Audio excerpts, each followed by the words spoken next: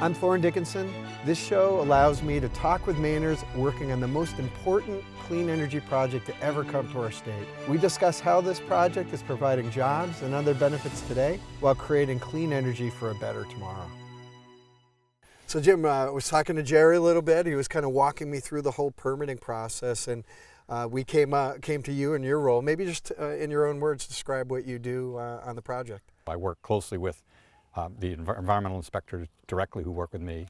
We have at least one of those per segment. We'll likely have two for portions of segment one where there's so much intense activity going on there. And then I'm also, they interface, and I do as well, with the third-party inspectors that are part of the DEP special condition where they report to DEP. So all their communications and reports and questions come through me. For example, we have restrictions on wood turtle habitats. They're mapped out, we know where they are, they're flagged in the field, and there are seasonal constraints on when we can operate in those, when we can't operate in those areas and when we can. And so part of it, and there are others, rusty blackbird, pick-nose thrush, lots of, as you know, rare plants, rare animals, habitats, deer wintering areas, on and on. So each of those has different times we can start, different times we can end, different types of vegetation clearing we can do, or trimming. So you talk about the different steps you've taken here, and now, of course, we've done some clearing. We've had some of the opposition show up and saying, making accusations that we weren't acting within our permit. Maybe just talk about that through all that process, and from your perspective, what the resolution was there. Okay.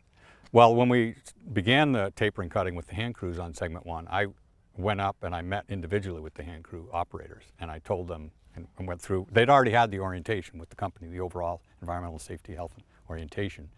But part of my role is I view it as I'm the one that you need to understand that I'm going to be watching you. And I need to hear from your lips that you understand the requirement.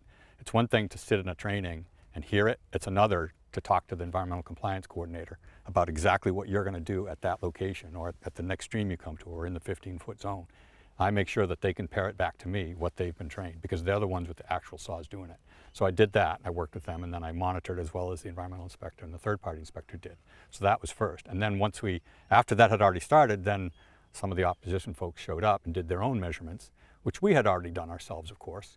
The wire zone, the 54-foot that I described, those stakes are set by a survey crew to less than a meter accuracy, more like 50-centimeter accuracy. So we knew that if those stakes had not been moved by anybody, that those are that accurate, and they kept their clearing inside that. And I monitored to make sure that they did, and I took photographs. A few weeks later, DEP sent up a state employee who's John Cullen, who's been doing this for 35 years. He's the DEP enforcement person out of Bangor. Very experienced, very knowledgeable. So he went up, did very similar kinds of measurements in I think 5 or 6 locations, found them to be in compliance. And then even after that, some of the senators and legislators took it upon themselves to go up and do their own measurements. Similar kind of thing, went back up, they saw things that they thought were not in compliance. At that stage, the DEP, the commissioner, the same enforcement gentleman that I mentioned, as well as the project manager and the third-party inspector, the 4 of them went up without us, without the contract, just the 4 of them. And they did their own measurements, and you've seen the documented report that the commissioner provided to the legislature that we are in compliance. Was there anything were you happy with the way that letter came out and that correspondence? I knew as a forester, I started in the North Maine woods near there in 1978, working for Great Northern Paper. I know how to do these measurements. I was a licensed forester for most of my career. So it's not just somebody showing up that I'm also a wetland scientist. I've got a lot of background in all the erosion and sediment control. So I knew that we were in compliance. It's just, how does one person portray that to the media that's out there, and it's on TV and it's in the radio and it's on social media, and you're like, no, we are in compliance. I've been right there. I do this for a living. The irony of this is, we're now, even after this incredibly thorough regulatory review and permitting and all the inspections that we just kind of walked through, we now have a referendum process that really is funded by NextEra, a fossil fuel company trying to protect their own assets. I mean, what's your perspective after having gone through all that permitting to face this push by somebody that's actually trying to prevent renewable energy from coming to market? There are people that have concerns.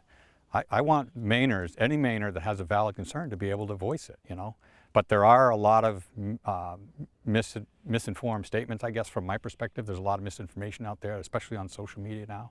And I think the fact that we went through the Public Utilities Commission, that we went through the Department of Energy and the Army Corps of Engineers and the Maine DEP and the Land Use Planning Commission speaks well to all of the efforts of the project. The project itself is better because of it. We have the time of year restrictions, we have the bat protections, we have things, the tapering wasn't an original proposal for the whole thing.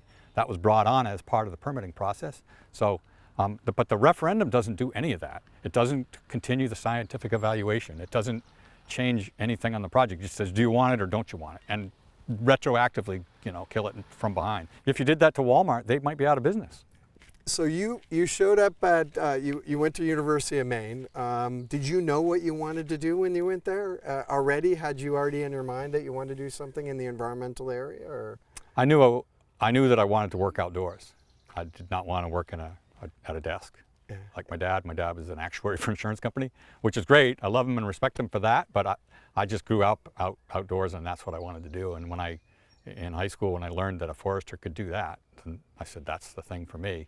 And Maine has one of the best, if not the best, forestry schools in the country, and that's where I went. Yeah, I think there's something, I know for me, my memories of going to Greenville and visiting my grandparents are deeply rooted in, the North Woods, both of the Adirondacks where I grew up in Maine. And it sounds like it was the same thing for you. It almost like you were going back to the roots of your parents in a way by coming back to the state.